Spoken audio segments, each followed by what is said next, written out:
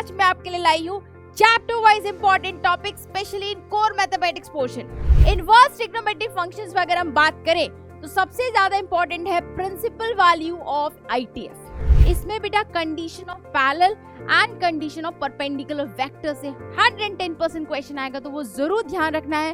Hello students, my name is Dikshit Sharma and I would like to welcome all of you once again on the amazing platform of Physics Wallah. बेटा आज मैं आपके लिए लाई हूँ बहुत ही ज्यादा डिमांडिंग टॉपिक। काफी टाइम से डिमांड्स आ रही थी कि मैम कोर मैथमेटिक्स में हर चैप्टर वाइज जो इंपॉर्टेंट टॉपिक्स है वो हमें बता दीजिए। तो बेटा उसी डिमांड को पूरा करने के लिए आज मैं आपके लिए लाई हूँ chapter wise important topic specially in core mathematics portion. बेटा ये जो हमने वीडियो बनी है that is only and only for class 12 CBSE board students, because उन्हीं के बोर्ड सिलेबस को कवर करते हुए ये कंटेंट बना है। तो आई विल सजेस्ट कि क्लास 12 सीबीएसई बोर्ड स्टूडेंट्स को बहुत ध्यान से देखें, उन्हीं टॉपिक्स को अच्छे से टारगेट करें ताकि आप क्लास 12 बोर्ड एग्जाम में रॉक करो। ठीक है, तो शुरू करते हुए the first chapter that is relations and functions. बेटा रिलेशंस एंड फंक्शन में अगर हम टॉपिक की बात करें सबसे इंपॉर्टेंट टॉपिक है टाइप्स ऑफ रिलेशन। क्या है बेटा? टाइप्स ऑफ रिलेशन, जिसमें हमारे पास कौन कौन सा पोर्शन रहेगा, विच इज सिमेट्रिक किसे कहते हैं, रिफ्लेक्सिव किसे कहते हैं, ट्रांजिटिव किसे कहते हैं। ये तीन चीजें इंपॉर्टेंट है बिकॉज हर साल बोर्ड में या तो 1 मार्क क्वेश्चंस आएंगे जो रिफ्लेक्सिव, सिमेट्रिक और ट्रांजिटिव पूछेगा, या बेटा 5 मार्क क्वेश्चन बनेगा इक्विवेलेंस रिलेशन प्रूफ करिए। ठीक है, तो इक्विवेलेंस से बेटा आपका 5 मार्क क्वेश्चन बनेगा एंड इससे बेटा या तो 1 मार्क क्वेश्चन बनेंगे।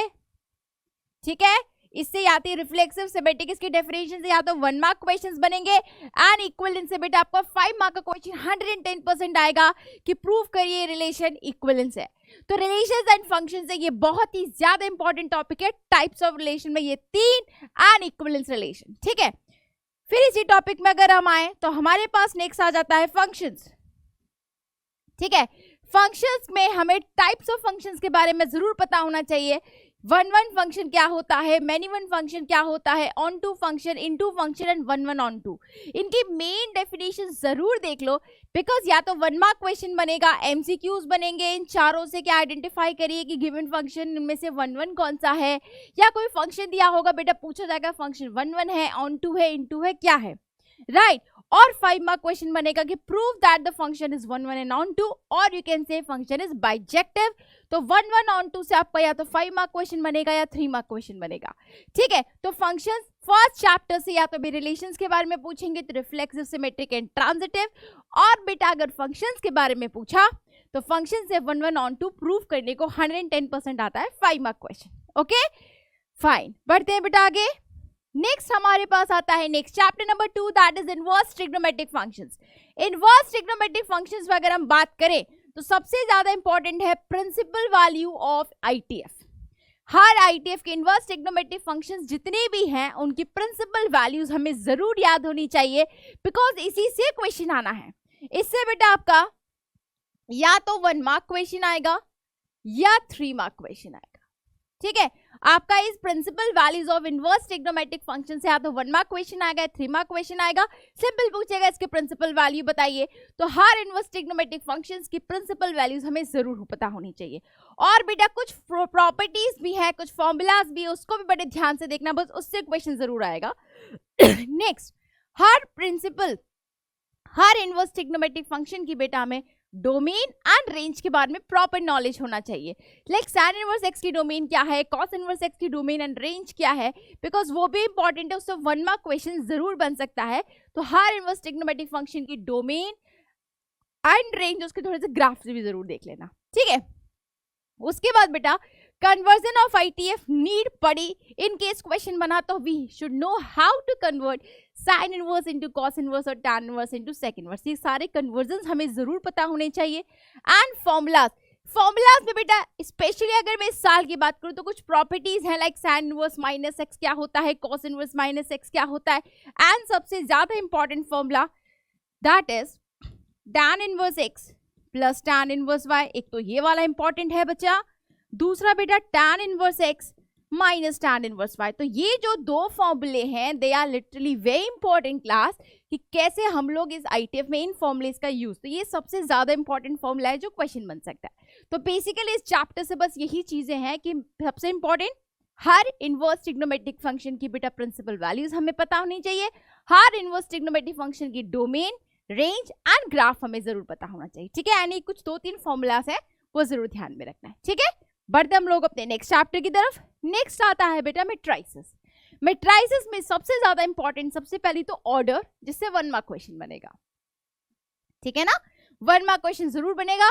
कोई भी मैट्रिक्स का ऑर्डर का मतलब क्या होता है, ऑर्डर कैसे निकालते हैं। दूसरी बात इक्वालिटी ऑफ मैट्रिसेस, अगर 2 मैट्रिसेस इक्वल हैं तो उससे क्वेश्चन बनेगा find missing values and all, ठीक है बच्चा। यह आपका भी 1 मार्क में जा सकता है। Transpose of matrix, you should no कि ट्रांसपोज ऑफ मैट्रिक्स क्या होती है। उसके बाद बेटा symmetric and skew symmetric matrices, because ये इंपॉर्टेंट है, इससे क्वेश्चन जरूर बन सकता है कि आपको एक मैट्रिक्स दे दी और पूछा कि ये मैट्रिक्स स्क्यू सिमेट्रिक्स है या नहीं, लाइक ए बी ट्रांसपोज या माइनस बी ए ट्रांसपोज या कोई मैट्रिक्स आपको दे दी और फिर पूछे कि गिवन मैट्रिक्स कैसा है, तो उसमें symmetric and skew symmetric matrices बहुत ज्यादा इंपॉर्टेंट है class. Then we should know कि how to add 2 matrices like addition हुआ, subtraction हुआ, scalar multiplication, 2 मैट्रिक्स में मैथमेटिकल ऑपरेशंस पे क्वेश्चन जरूर बन सकते हैं और ये सारे क्वेश्चंस बनेंगे बेटा 3 मार्क्स के। इससे जो क्वेश्चन आएगा वो 3 मार्क्स का बनेगा। दूसरी बात सबसे ज्यादा इंपॉर्टेंट जो चैप्टर्स है that is multiplication of matrices, सबसे important and you can say this is some tricky portion जो इससे हमारी गलती होने के मैक्सिमम चांसेस हैं, that is from multiplication of matrices. इससे जो क्वेश्चन आएगा बेटा विच इज 5 मार्क क्वेश्चन, ठीक है। इससे क्वेश्चन 5 नंबर का आएगा। फॉर एग्जाम्पल एक मैट्रिक्स दी होगी, find the value of a cube minus 7a plus 5i like this, ठीक है। तो प्लीज बेटा आप इस मल्टीप्लिकेशन ऑफ मैट्रिसेस की प्रैक्टिस बहुत अच्छे से कर लेना, बिकॉज इससे जो क्वेश्चन आएगा that will be your 5 mark question. Fine, let's move to the next chapter, that is determinant. सबसे पहले तो हमें कैलकुलेशन आनी चाहिए भाई, डिटरमिनेंट की वैल्यू निकालते कैसे, स्पेशली 2 ऑर्डर एंड 3 ऑर्डर, वही हमारे सिलेबस में है। नेक्स्ट बेटा एरिया ऑफ ट्राइंगल का फॉर्मूला, इससे 110% क्वेश्चन आता है। जो क्वेश्चन आएगा वो 3 मार्क क्वेश्चन आएगा, ठीक है। 3 नंबर का सवाल आएगा। कई बार एरिया निकालने को बोलता है बेटा, कई बार एरिया दे के फाइंड मिसिंग वैल्यूज पूछता है from area of triangle, 3 mark question. Then बेटा how to calculate minor, cofactor and adjoint of matrix. हम माइनर कैसे कैलकुलेट करते हैं, कोफैक्टर कैसे कैलकुलेट करते हैं, एडजॉइंट ऑफ मैट्रिक्स कैसे कैलकुलेट करते हैं। प्लीज इनकी बेटा प्रैक्टिस अच्छे से कर लेना, बिकॉज ये बहुत ज्यादा इंपॉर्टेंट है।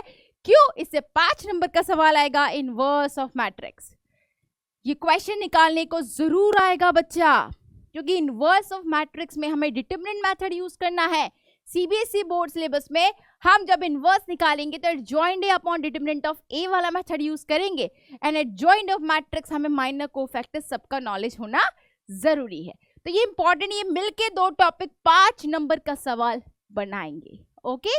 तो प्लीज बेटा इसको बहुत अच्छे से पढ़ लेना, इनवर्स ऑफ मैट्रिक्स का क्वेश्चन 5 मार्क्स का जरूर आएगा। और solution of system of equations, ये भी बेटा 3 मार्क और 5 मार्क की क्वेश्चन बनने के चांसेस हैं, बिकॉज यहां भी इनवर्स ऑफ मैट्रिक्स का यूज होता है। तो या तो इससे 5 मार्क क्वेश्चन बन सकता है डायरेक्ट, या इससे 3 और 5 मार्क क्वेश्चन बन सकता है, क्योंकि दोनों में हमें इनवर्स ऑफ मैट्रिक्स कैलकुलेट करना है, okay. This is the one of the important thing from the chapter determinants, ठीक है। Let's move forward. नेक्स्ट बेटा नेक्स्ट चैप्टर कैलकुलस यहाँ पे शुरू हो जाती है, and that is continuity and differentiability. I will suggest you बेटा प्लीज अगर लिमिट्स के बेसिक फॉर्मूला जरूर क्लास 11 से एक बार रिवाइज कर लेना, बिकॉज यहाँ पे कॉन्टिन्यूटी में हर बार you have to find out the limiting value, right. तो यहाँ पे जो कॉन्टिन्यूटी एंड डिफरेंशिएबिलिटी टॉपिक है, इसमें सबसे पहले तो हमें यह पता होना चाहिए क्या, check whether the function is continuous और नॉट। यही क्वेश्चंस बहुत सारे हैं इसमें। अगर हम एनसीईआरटी एक्सरसाइज 5.1 की बात करें तो उसमें यही क्वेश्चंस है, ठीक है, कि फंक्शन कोई कॉन्टिन्यूअस है या नहीं, पहले तो वो फाइंड आउट करना आपको पता होना चाहिए। Calculate missing variables if function is continuous, तो ये क्वेश्चन 1 मार्क का हो सकता है, इसमें 3 मार्क क्वेश्चन आ सकता है। वो ये दे दे कि भैया ये फंक्शन कॉन्टिन्यूअस है, अब मिसिंग वेरिएबल्स की वैल्यू फाइंड आउट करिए, या वेरिएबल्स के बीच में कोई रिलेशनशिप बताइए। ये इंपॉर्टेंट थिंग है यहाँ पे कॉन्टिन्यूएशन में। उसके बाद calculate the points of discontinuity, कि कोई फंक्शन आपको दे दिया, अब वो पूछ ले आपसे कि भैया इसके डिसकंटिन्यूटी के कौन से पॉइंट्स हैं, वो आप बताइए कहाँ कहाँ पे फंक्शन डिसकंटिन्यूअस है, ठीक है। तो ये आपको कॉन्टिन्यूटी से, फिर बेटा सबसे ज्यादा इंपॉर्टेंट डिफरेंशिएशन फॉर्मूला, ये तो बेटा टिप्स पे याद रखने हैं कि डिफरेंशिएशन के जो भी फॉर्मूलाज हैं वो बिल्कुल माइंड में याद होने चाहिए, तभी जाके हम लॉगरिथमिक डिफरेंशिएशन के 2-3 क्वेश्चन जरूर प्रैक्टिस करो, बिकॉज इससे क्वेश्चन आता है। पैरामेट्रिक फॉर्म डिफरेंशिएशन से 1 मार्क क्वेश्चन एमसीक्यू में जरूर मिलेगा। कहाँ पे? पैरामेट्रिक फॉर्म डिफरेंशिएशन में। सेकेंड ऑर्डर डेरिवेटिव से 3 मार्क क्वेश्चन मिल सकता है, या तो वो कुछ प्रूव करा सकता है या डायरेक्टली वो सेकेंड ऑर्डर डेरिवेटिव आपसे निकलवा सकता है। तो ये तीनों चीजें किस पे बेस्ड है? डिफरेंशिएशन फॉर्मूलाज पे। ठीक है, तो मेक श्योर कि आपको सारे के सारे डिफरेंशियल फॉर्मूलाज बहुत अच्छे से याद हो, सारे डेरिवेटिव्स याद होने चाहिए बेटा। फॉर्मूलाज टिप्स पे याद होंगे तो ये सबका इजीली कन्वर्ट हो जाएगा। ठीक है, you all will be comfortable in logarithmic differentiation and parametric form differentiation and in second order derivatives। ठीक है, तो प्लीज इन टॉपिक्स को इन चैप्टर से जरूर ध्यान रखना। ठीक है, let's move forward. Next chapter बेटा है हमारा एप्लीकेशन ऑफ डेरिवेटिव्स। ठीक है, एप्लीकेशन ऑफ डेरिवेटिव्स की हम बात करें तो सबसे पहले इसमें जो क्वेश्चन आता है इंक्रीजिंग एंड डिक्रीजिंग फंक्शन से, कि फंक्शन किस इंटरवल में इंक्रीजिंग है। Find the interval in the function is fx is increasing और डिक्रीजिंग। ये क्वेश्चन जरूर आएगा आपका 3 मार्क। 3 मार्क क्वेश्चन बनता है बच्चा इससे कि हमें वो इंटरवल कैलकुलेट करना होता है जिसमें फंक्शन इंक्रीजिंग है या डिक्रीजिंग। ये क्वेश्चन 110% आता है।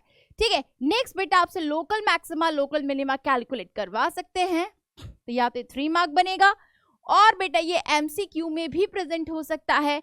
वो आपको दे दे कि local maxima of this function S 4 options देते और आपसे पूछ ले, तो ये क्वेश्चन आपको एमसीक्यू में भी मिल सकता है और ये क्वेश्चन आपको 3 मार्क क्वेश्चन में भी मिल सकता है। Like find the absolute maximum and minimum value और find all the local maxima and local minimum values. ठीक है, तो ये क्वेश्चन आपको जरूर मिल सकता है। ध्यान से रखना, एनसीईआरटी क्वेश्चन जरूर प्रैक्टिस कर लेना। ठीक है, नेक्स्ट इस पे सबसे ज्यादा इंपॉर्टेंट वर्ड प्रॉब्लम, जिससे 5 मार्क क्वेश्चन बन सकता है। ठीक है, इससे 110% 5 मार्क क्वेश्चन बढ़ेगा वर्ड प्रॉब्लम वाले से। स्पेशली इसमें वो क्वेश्चन बहुत इंपॉर्टेंट है जिसमें semi vertical cone of the angle sine inverse alpha करके कुछ दिया हुआ है, राइट। या find the maximum volume of the cylinder inscribed in a hemisphere. तो ये बहुत ही ज्यादा इंपॉर्टेंट सवाल है बेटा, इन क्वेश्चंस को जरूर प्रैक्टिस कर लेना। और अगर बेसिक क्वेश्चंस की बात करें तो एक्सरसाइज आपका जो चैप्टर कौन सा है 6.1 के क्वेश्चंस भी बहुत ज्यादा इंपॉर्टेंट है। Like find the rate of change of area, find the rate of area rate of change of area, semi perimeter या सर्कमफ्रेंस। कुछ क्वेश्चंस एक्सरसाइज 5.1 से, they are literally very important, so please practice them, जिसमें आपसे maximum and minimum value की demand करे। तो 5 mark question जरूर बनेगा इस चैप्टर से, from the chapter application of derivatives. Next आता है बेटा खतरनाक chapter, that is integrals, right. तो सबसे पहली बात तो हमें इंटीग्रल्स में सबसे पहले तो क्या होता होने चाहिए, फॉर्मूलाज, करेक्ट। तो सबसे पहले इंटीग्रेशन के फॉर्मूलाज टिप्स पे याद होने चाहिए। जो भी फॉर्मूलाज हैं बेसिक जितने भी हैं इस चैप्टर में, जितने भी फॉर्मूलाज हैं वो सारे फॉर्मूलाज हमें टिप्स पे लर्न होने चाहिए।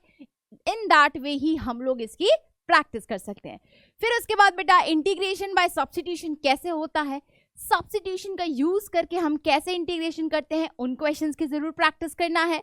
Then integration using trigonometric identities, because इससे या तो 1 मार्क या 3 मार्क क्वेश्चन हर साल आ रहा है। ट्रिग्नोमेट्रिक आइडेंटिटीज का यूज करके डेफिनेटली वो आपसे इंटीग्रेशन का क्वेश्चन पूछता ही पूछता है।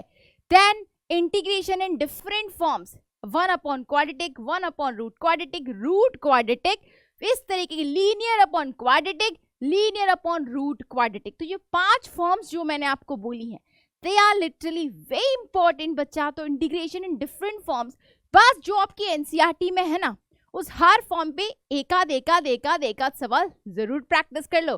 ठीक है, बस उससे क्वेश्चंस बनने के मैक्सिमम चांसेस हैं। ठीक है, नेक्स्ट हम चलते हैं इंटीग्रेशन बाय पार्ट्स, या u इंटू वी का इंटीग्रेशन बाय पार्ट्स। नेक्स्ट बेटा important integration by partial fraction. इसमें बेटा आपके 3 टाइप्स होते हैं, उन तीनों टाइप की एक एक क्वेश्चन की प्रैक्टिस कर लो। लीनियर हो नीचे, ठीक है, कई बार क्वाड्रेटिक फैक्टर होता है, कई बार रिपीटेड रूट्स होते हैं, रिपीटेड फैक्टर्स होते हैं लीनियर के।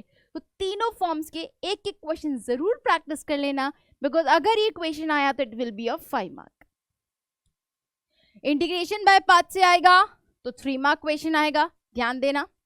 क्वाड्रेटिक से आया अगर क्वेश्चन क्वाड्रेटिक फॉर्म से आता है तो बेटा वो 3 मार्क क्वेश्चन बनेगा।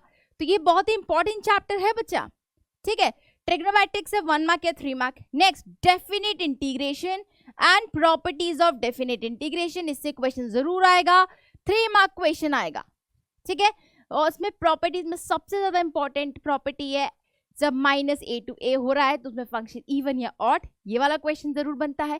और x को रिप्लेस कर दो a + b - x से। तो दो प्रॉपर्टीज को बेटा प्लीज बहुत ध्यान से देखना, बिकॉज इससे मैक्सिमम क्वेश्चंस बन रहे हैं, ठीक है। तो this is all from integration. ये वो टॉपिक्स है जो आपको जरूर ध्यान में रखने हैं। And I have told you बेटा किस फॉर्म से, किस टॉपिक से कितने मार्क का क्वेश्चन आ सकता है। तो प्लीज इसको बहुत अच्छे से प्रैक्टिस करो बेटा, इस चैप्टर का बहुत इंपॉर्टेंट रूल है। नेक्स्ट आते हैं application of integrals, chapter number 9। इस चैप्टर के अंदर हमें बस एक ही चीज देखनी है, area of ellipse and circle using integration. बस इसमें यही ध्यान रखना है, ठीक है। दैट इज एक्सरसाइज 8.1 ही हमें बस प्रैक्टिस करनी है, बिकॉज ऐसा जो हमारे सिलेबस में है दैट इज ओनली एक्सरसाइज 8.1 जहां से हमें पढ़ना है, ठीक है। उसके एक इलिप्स और सर्कल का एक क्वेश्चन कर लो, इंटीग्रेशन की हेल्प से कैसे निकालते हैं, बिकॉज ये क्वेश्चन अगर आया तो it will be of 5 mark, और आएगा ही आएगा, या तो एरिया ऑफ इलिप्स आएगा या एरिया ऑफ सर्कल आएगा। यूजिंग इंटीग्रेशन और 5 नंबर का सवाल 110% आएगा। तो एक्सरसाइज 8.1 का सेकंड और थर्ड क्वेश्चन जरूर प्रैक्टिस कर लेना, ओके। चलो बढ़ते हैं आगे। नेक्स्ट बेटा आता है डिफरेंशियल इक्वेशंस। डिफरेंशियल इक्वेशन जो चैप्टर नंबर 9, और इसके अंदर सबसे पहले ऑर्डर एंड डिग्री से जो क्वेश्चन आता है वो 1 मार्क क्वेश्चन आता है, एमसीक्यू के फॉर्म में प्रेजेंट हो सकता है। 1 मार्क क्वेश्चन होगा कहां से बेटा, order and degree of differential equation से, ठीक है। उसके बाद बेटा सॉल्यूशन ऑफ डिफरेंशियल इक्वेशन, अगर हमें कोई एक डिफरेंशियल इक्वेशन दी है और एक सॉल्यूशन भी दे रखा है, हमें चेक करना होगा कि whether the given solution is differential solution the differential equation और नॉट। तो बेटा ये 3 मार्क क्वेश्चन बन सकता है। फिर 3 ही तो तरीके डिफरेंशियल इक्वेशन है, पहला वेरिएबल सेपरेबल, दूसरा होमोजेनियस डिफरेंशियल इक्वेशन, तीसरा लीनियर डिफरेंशियल इक्वेशन। तो 3 तरीकों से हम डिफरेंशियल इक्वेशंस की क्वेश्चंस प्रैक्टिस करते हैं। तो आई विल सजेस्ट यू बेटा तीनों मेथड से कम 2 से 3 क्वेश्चन जरूर प्रैक्टिस कर लो, बिकॉज अगर वेरिएबल सेपरेबल क्वेश्चन आया 3 मार्क होगा, अगर होमोजेनियस या लीनियर से दोनों में से एक से जरूर क्वेश्चन आएगा और वो क्वेश्चन 5 मार्क का होगा। ये बात ध्यान रखना, अगर होमोजेनियस या लीनियर डिफरेंशियल इक्वेशन से क्वेश्चन आया तो that question will be of 5 marks. I will suggest you please in तीनों फॉर्म्स के 2-2, 3-3 क्वेश्चन जरूर प्रैक्टिस कर लेना, बिकॉज बहुत ही ज्यादा इंपॉर्टेंट रोल प्ले करेंगे, ओके। तो प्लीज मेक श्योर बेटा आपको डिफरेंशियल इक्वेशन से ये सारी चीजें ध्यान में रखनी है। बढ़ते हैं आगे, वेक्टर चैप्टर नंबर 10, बहुत ही आसान एंड बहुत ही इंटरेस्टिंग चैप्टर। क्या क्या देखना है बेटा, सबसे पहले टाइप्स ऑफ वेक्टर्स, फिर एडिशन सब्ट्रैक्शन ऑफ वेक्टर्स कि 2 वेक्टर्स को ऐड सब्ट्रैक्ट कैसे करते हैं, देन इक्वालिटी ऑफ वेक्टर्स, अगर 2 वेक्टर्स इक्वल हैं तो उसमें मिसिंग वेरिएबल्स की वैल्यू फाइंड आउट करने को आ सकती है, direction ratios and direction cosines of vector कैसे कैलकुलेट करते हैं ये हमें जरूर पता होना चाहिए, यूनिट वेक्टर का कैलकुलेशन, ठीक है। फिर डॉट प्रोडक्ट ऑफ वेक्टर्स कि 2 वेक्टर्स दिए उनके डॉट प्रोडक्ट की वैल्यू निकाली तो कैसे निकाल सकते हैं, देन एंगल बिटवीन 2 वेक्टर्स, तो एंगल बिटवीन 2 वेक्टर्स से क्वेश्चन आएगा तो बच्चा वो 3 मार्क क्वेश्चन होगा। बाकी अगर इनमें से कोई बेसिक क्वेश्चन आया तो या तो वो 1 मार्क होगा या वो 3 मार्क होगा, ठीक है। तो वेक्टर से अगर क्वेश्चन आता है, direction ratios and direction cosine से बहुत सारे क्वेश्चंस आते हैं और इसके लिए हमें एडिशन सब्ट्रैक्शन ऑफ वेक्टर्स अच्छे से पता होना चाहिए। तो वेक्टर्स का इक्वल है ये हमें अच्छे से नॉलेज होना चाहिए, एंड डॉट प्रोडक्ट कैसे कैलकुलेट करते हैं वो हमें पता होना चाहिए। स्पेशली एंगल बिटवीन 2 वेक्टर्स से क्वेश्चन एवरी ईयर आ रहा है, इसमें बेटा condition of parallel and condition of perpendicular vector से 110% क्वेश्चन आएगा। तो वो जरूर ध्यान रखना है, जब हम डॉट प्रोडक्ट को 0 करते हैं उस केस में 2 वेक्टर्स परपेंडिकुलर होते हैं, उसमें मिसिंग वेरिएबल का क्वेश्चन डेफिनेटली आएगा। तो क्वेश्चन आएगा तो 3 मार्क क्वेश्चन आएगा, ठीक है। तो प्लीज इन टॉपिक्स को ध्यान से देखना। नेक्स्ट हम आगे बढ़ते हैं, आगे बढ़े तो बेटा क्रॉस प्रोडक्ट ऑफ वेक्टर्स से क्वेश्चन आता है 3 मार्क, डायरेक्ट कैलकुलेट करने को आ गया तो, या अगर area of triangle area of parallelogram इससे क्वेश्चन आया तो 3 मार्क क्वेश्चन, ठीक है। इसमें सिंपल क्रॉस प्रोडक्ट का यूज है, find area of triangle whose adjacent sides are represented by, ये क्वेश्चन आता है। Sometimes find the area of parallelogram whose adjacent sides are represented by 2 given vectors.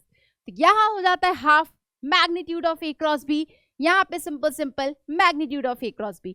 तो please बेटा इन दोनों से क्वेश्चन डेफिनेटली एक से जरूर आएगा एंड वो 3 मार्क क्वेश्चन होगा। तो फॉर्मूलाज अगर याद है और क्रॉस प्रोडक्ट कैसे निकालते हैं अगर ये हमें याद है तो बहुत ही ज्यादा आसान हो जाएगा ये चैप्टर, ठीक है। तो इनको ध्यान रखना है। नेक्स्ट हम बढ़ते हैं बच्चा 3 डायमेंशनल ज्योमेट्री पे, right. Next important chapter that is 3 dimensional geometry. इससे जो क्वेश्चन आना है वो जरा आप ध्यान से देखना। पहला direction ratios and direction cosines of a line.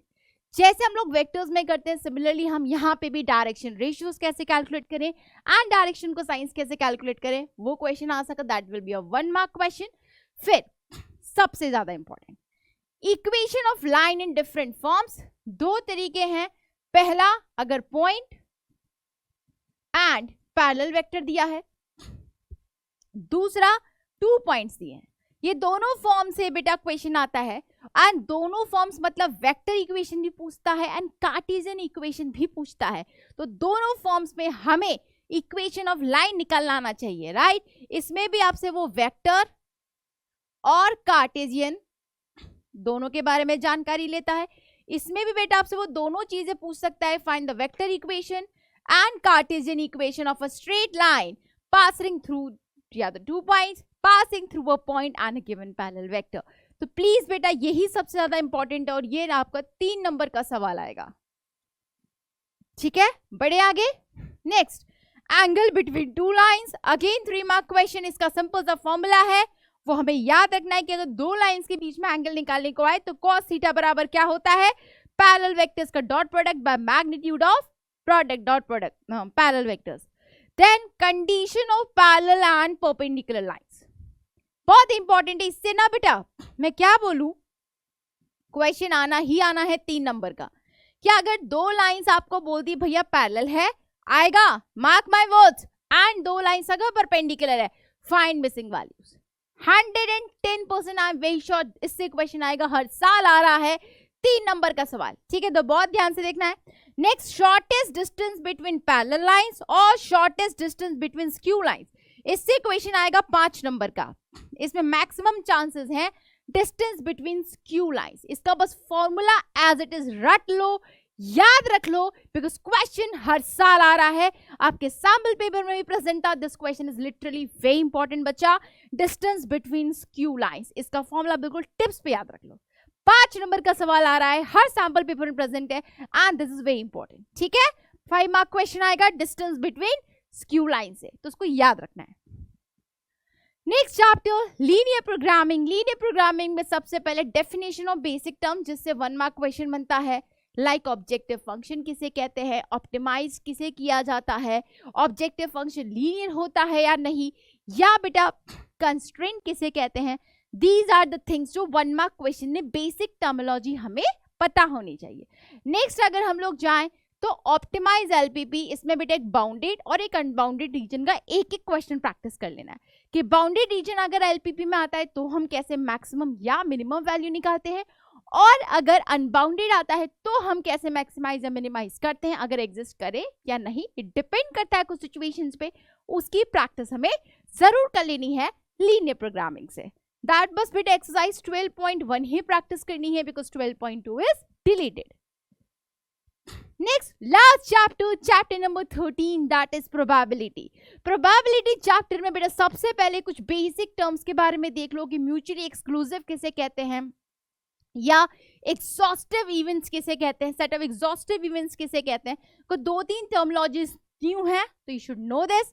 Then बेटा मल्टीप्लिकेशन थ्योरम और प्रोबेबिलिटी कैसे कैलकुलेट होता है, इसमें इक्वेशन जरूर आते हैं। Like 2 cards are drawn 1 by 1 from a pack of 52 playing cards, तो विदाउट रिप्लेसमेंट या विथ रिप्लेसमेंट, तो मल्टीप्लिकेशन थ्योरम का बहुत यूज है। इससे क्वेश्चन आता है तो 1 मार्क क्वेश्चन आएगा। देन कंडीशनल प्रोबेबिलिटी सबसे ज्यादा इंपॉर्टेंट है इस साल, जिससे 3 नंबर का सवाल हर साल आ रहा है या 1 मार्क क्वेश्चन। 3 नंबर का आएंगे तो 3 पार्ट्स आएंगे, अगर एक चीज पूछेगा तो 1 मार्क क्वेश्चन आएगा, ठीक है। तो कंडीशनल प्रोबेबिलिटी दिमाग में अच्छे से बिठा लो, क्वेश्चन जरूर आता है, ठीक है। नेक्स्ट बेटा हमारी Bayes theorem. Bayes theorem multiplication theorem में एक और है इंडिपेंडेंट इवेंट्स, इसको भी जरूर देखना है। इंडिपेंडेंट इवेंट्स, इसकी डेफिनेशन देख लो, कुछ क्वेश्चंस करके देख लो विच आर वेरी इंपॉर्टेंट, ठीक है। नेक्स्ट बेटा आपकी बेस थ्योरम, सबसे वेरी वेरी इंपॉर्टेंट। आप जितना वेरी लगाना है, जितने स्टार लगाने हैं लगा लो, क्योंकि 5 मार्क क्वेश्चन आएगा एंड इसमें कोई डाउट नहीं है कि इससे क्वेश्चन नहीं आएगा बेटा। I am very sure 110% Bayes theorem से ही क्वेश्चन आता है प्रोबेबिलिटी में 5 नंबर का, ठीक है। प्रोबेबिलिटी चैप्टर से अगर एक क्वेश्चन जो फिक्स है that is 5 mark question from Bayes theorem. तो बेस थ्योरम की प्लीज बहुत प्रैक्टिस कर लो, 3 से 4 से क्वेश्चन जरूर लगा लेना ताकि आपका ये क्वेश्चन रुकना नहीं चाहिए, ठीक है बच्चा। नेक्स्ट हम लोग चलते हैं रैंडम वेरिएबल के ऊपर। रैंडम वेरिएबल का डेफिनेशन क्या है, कैसे हम उसकी वैल्यूज निकालते हैं, उसके बाद रैंडम वेरिएबल का मीन का फॉर्मूला, वेरिएंस का फॉर्मूला, स्टैंडर्ड डेविएशन का फॉर्मूला। अगर ये क्वेश्चन आए तो 3 मार्क क्वेश्चन आएगा, ठीक है। तो these are some of the important topics from the chapter probability. Binomial distribution delete हो चुका है तो वो मैंने आपको नहीं बताया। These are the things from the chapter probability. So I hope बेटा जो मोटिव से मैंने ये वीडियो बनाया था कि आपको हर चैप्टर वाइज इंपॉर्टेंट टॉपिक समझ में आए, उन चैप्टर से, उन टॉपिक से कितने मार्क का क्वेश्चन बन सकता है, क्या प्रोबेबिलिटी है, वो चीजें मैंने आपको बता दी है। तो आई विल सजेस्ट यू प्लीज बच्चा इस वीडियो को अच्छे से देखो और इन टॉपिक्स को उतनी अच्छे से पढ़ना है जितनी इसकी इंपॉर्टेंस है, राइट।